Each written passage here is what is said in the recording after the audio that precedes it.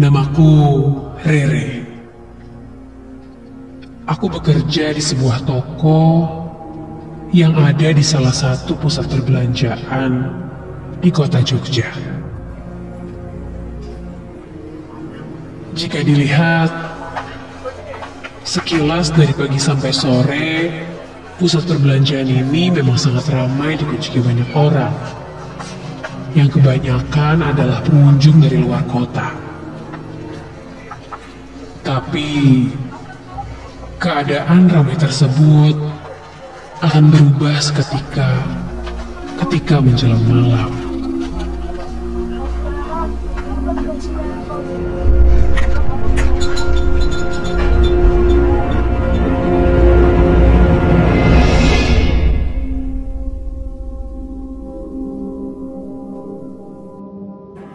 Cerita ini aku mulai ketika aku dan karyawan lainnya mendadak disuruh lembur oleh atasanku pastinya. Karena hari itu kami sangat banyak orderan. Sampai tak terasa, waktu ternyata sudah menunjukkan pukul 11 malam. Kulihat kondisi di sekelilingku sudah kosong, dan penerangan pun minim sekali. Hampir semua toko sudah tutup dan mematikan lampunya. Hanya tersisa toko tempatku bekerja saja. Sampai salah satu temanku, Ayu namanya, memintaku untuk mengantarnya ke toilet karena ia ingin buang air. Letak toilet berada di ujung lorong bangunan. Awalnya aku menolaknya karena aku sedang fokus mempacking barang-barang yang masih lumayan banyak. Sampai entah kenapa aku merasa kasihan jika Ayu harus pergi sendirian ke toilet. Apalagi jalanan menuju toilet cukup gelap. Ya udah deh, sini aku antar. Sambil aku mau cuci muka biar gak ngantuk. Tak lama dari itu, kami pun pergi ke toilet yang letaknya memang agak lumayan jauh. Dan yang tak terfikirkan olehku adalah ternyata ketika malam di sini sangat sepi sekali.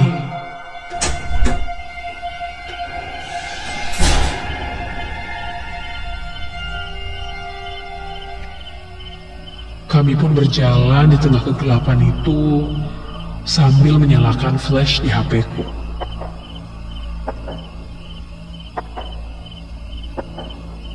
Kami berjalan perlahan melewati satu persatu toko yang sudah tutup. Dan setelah cukup jauh berjalan, akhirnya kami pun sampai di toilet. Sesampainya di toilet, rasa sepi pun mendadak hilang ketika aku melihat ada seorang wanita yang sedang mencuci muka di wastafel. Bersamaan dengan itu, Ayu pun langsung masuk ke salah satu bilik toilet di sana. Karena wastafelnya hanya satu, aku pun menunggu wanita itu sampai selesai. Kelihatannya sih seperti karyawan toko lain yang mungkin sedang mundur juga. Hai Mbak, lembur juga ya? Wanita itu pun menganggukkan kepalanya dan melihat ke arahku lewat pantulan kaca di wastafel. Aku pun membalas dengan senyuman. Semangat ya Mbak, kita sama-sama pejuang lembur ternyata. Namun, ketika aku berkata begitu, Entah kenapa tiba-tiba saja wanita itu perlahan mulai menangis.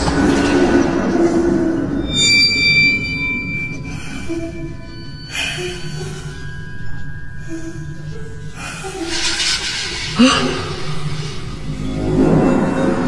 Aku pun sedikit terkejut. Apa aku salah ngomong ya? Wanita di depan wastafel itu mendadak menangis. Dan tak lama dari itu, Ayu pun keluar dari toilet dan menghampiriku.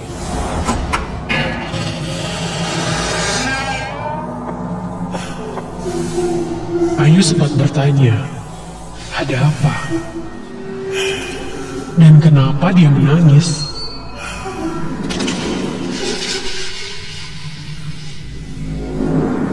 Aku pun tidak bisa menjawab apa-apa. Kami berdua coba untuk menghampirinya, lalu menenangkannya. Wanita itu tidak terlalu banyak bicara, dan perlahan tangisannya pun mulai mereda. Muncul inisiatifku untuk mengajaknya keluar dari toilet dan mengantarkannya ke toko tempat dia bekerja.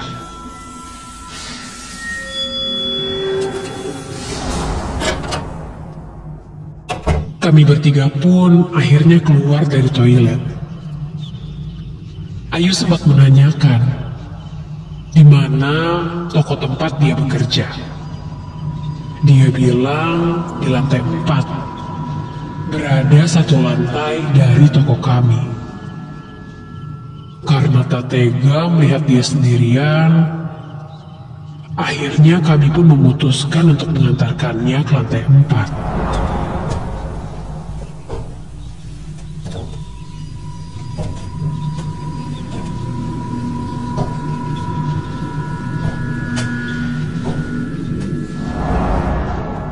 Sesampainya di lantai 4, aku pun bertanya, tokonya di blok apa? Masih banyak orang nggak di sana? Wanita itu tidak menjawab. Dia hanya menunjuk dan terus berjalan.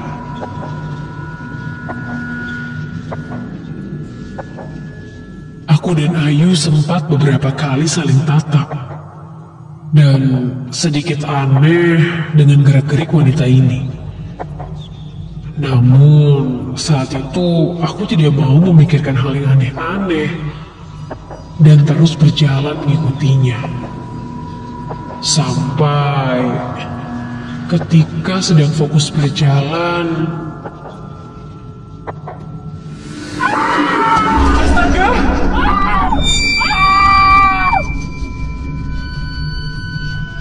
Aku terkejut ketika wanita di depanku ini tiba-tiba saja menjerit. Dan bersamaan dengan itu, dia mulai menangis sangat histeris.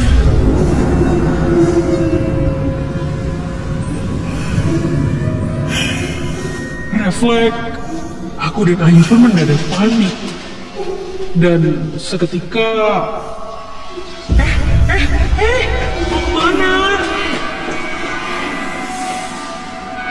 Seketika wanita itu langsung berlari kencang meninggalkan kami dan berbelok ke arah lorong-lorong yang ada di lantai 4 ini.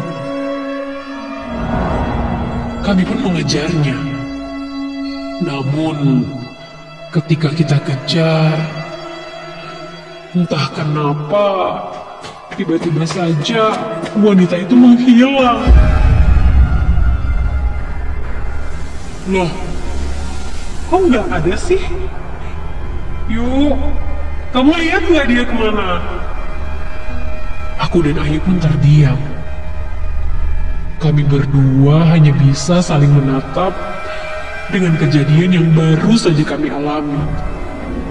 Merasa ada sesuatu hal yang tidak beres.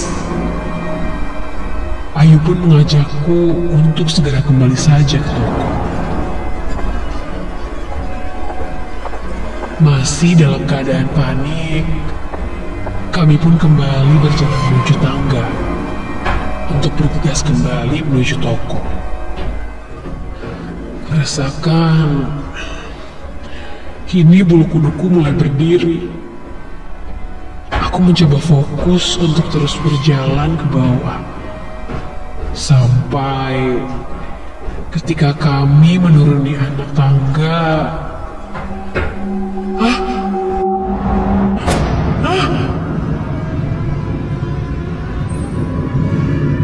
Melihat di salah satu anak tangga itu ada seorang wanita yang sedang duduk, tertunduk di kedua lututnya sambil menangis. Jika dilihat dari perawakannya sih, sepertinya itu wanita yang tadi kami lihat.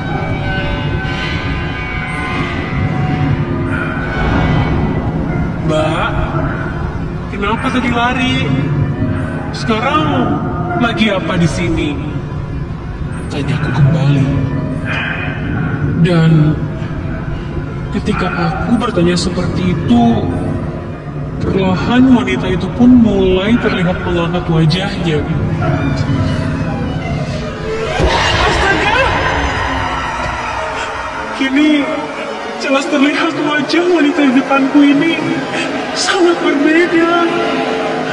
Kulihat sangat jelas wajah yang sangat menakutkan dengan rambut yang terurai panjang.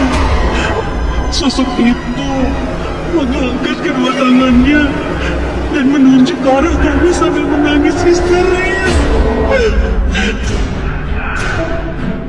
Terdengar suara tangisannya yang sangat menakutkan. Sampai terasa hawa menjadi sangat dingin yang membuat jantungku seakan berhenti. Ayu memegang tanganku dan langsung mengajakku untuk berlari untuk segera turun. Kami lari sekuat tenaga dan berusaha keluar dari area tangga itu. Ketika sampai di lorong, aku menabrak seseorang. Dan ketika kulihat, ternyata itu Pak Satpam yang sedang berjaga.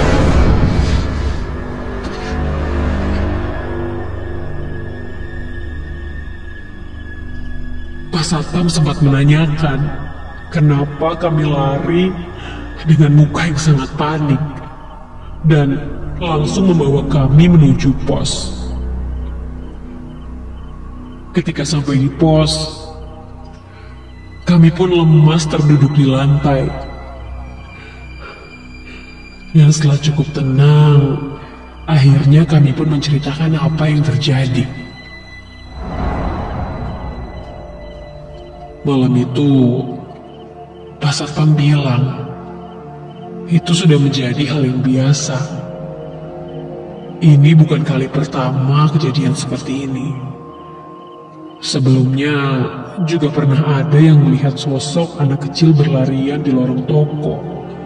Sampai suara-suara aneh yang membuat kebanyakan para satpam di sini mendadak risai. Mendengar itu semua, aku hanya bisa terdiam. Dan malam itu, aku benar-benar percaya dengan apa yang kulihat dengan mata dan kepalaku sendiri. Setelah itu, aku pun mencoba untuk tidak mengingatnya lagi.